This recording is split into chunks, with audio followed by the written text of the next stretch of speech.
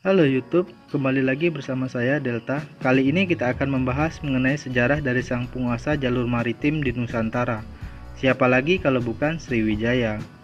Hal ini tentu saja sangatlah menarik karena kita akan mengkaji lebih jauh mengenai jalur pelayaran dan juga perdagangan yang membuat Sriwijaya bisa dikenal oleh berbagai bangsa yang ada di dunia, hingga mencapai puncak kejayaannya berkat jalur maritim tersebut.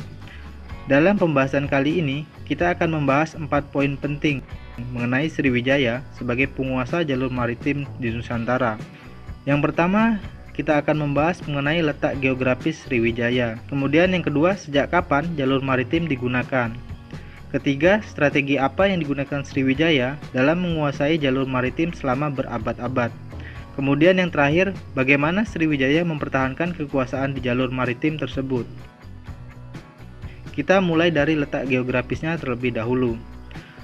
Tentunya aneh jika penguasa maritim pusatnya jauh dari sebuah wilayah perairan. Banyak peradaban besar yang ada di dunia ini lahir dari wilayah perairan yang penting, seperti Sungai Nil,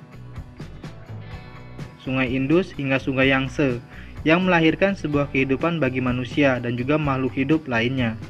Bahkan manusia purba zaman dahulu saja bisa bertahan hidup karena tinggal dekat dengan wilayah yang tidak jauh dari aliran sungai. Hal tersebut dibuktikan dengan keberadaan Sriwijaya yang terletak di pinggiran sungai besar yang letaknya sangatlah strategis bagi jalur pelayaran maritim internasional. Tempat tersebut berada di sekitaran Sungai Musi yang ada di wilayah Palembang, Sumatera Selatan. Pada saat itu, wilayah tersebut merupakan pintu gerbang bagi jalur maritim internasional yang menghubungkan berbagai bangsa mulai dari bangsa Arab, Tiongkok, Persia, hingga bangsa India. Sehingga dengan datangnya bangsa lain ke wilayah Palembang, membuat kondisi Palembang menjadi lebih hidup lagi dengan banyaknya kapal besar yang singgah dan melakukan transaksi dagang yang saling menguntungkan. Letak Sungai Musi yang berada di antara Selat Malaka begitu penting peranannya bagi kapal-kapal besar yang ingin berlayar.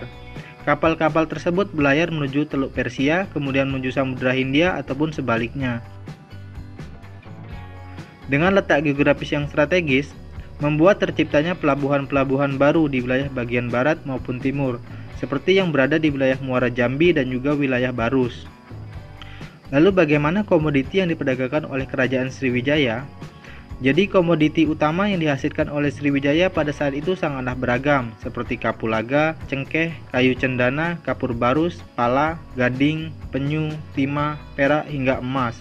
Sedangkan para pembeli atau pedagang dari luar akan menukar dengan porselin atau kain katun hingga kain sutra yang menjadi cikal bakal dari kain songket Palembang yang khas dan juga mewah. Kemudian poin kedua, sejak kapan dikenalnya jalur maritim internasional? Awalnya jalur maritim ini digunakan oleh para pedagang yang merasa sudah tidak amannya jalur darat, sehingga para pedagang memilih jalur maritim sebagai alternatif baru guna melakukan perdagangan internasional.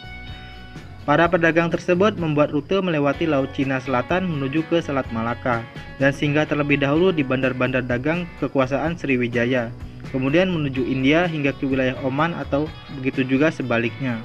Hal tersebut dilakukan selama berabad-abad, dan hal tersebut berhasil menghindari mereka dari gerombolan perompak yang mengancam. Kemudian yang ketiga, bagaimana strategi Sriwijaya dalam menguasai jalur maritim internasional?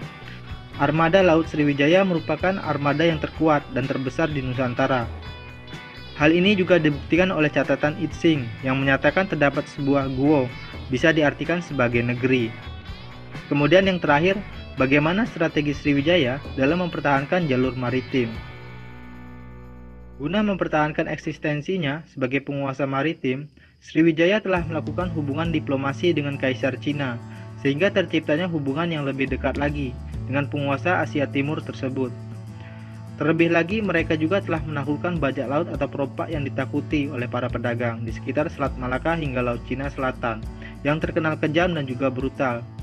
Mereka tunduk terhadap kekuatan armada Sriwijaya, membuat tidak adanya masalah yang berarti bagi Sriwijaya sebagai penguasa tunggal jalur maritim internasional yang bertahan hingga berabad-abad lamanya. Melalui strategi tersebut, Sriwijaya berhasil menciptakan puncak kejayaan dengan menjadi tempat penyebaran agama Buddha di Asia Tenggara, dan juga sebagai bandar dagang internasional dengan komoditi yang beragam. Hal inilah yang membuat nama Sriwijaya semakin dikenal luas oleh berbagai bangsa, khususnya di kawasan Asia Tenggara.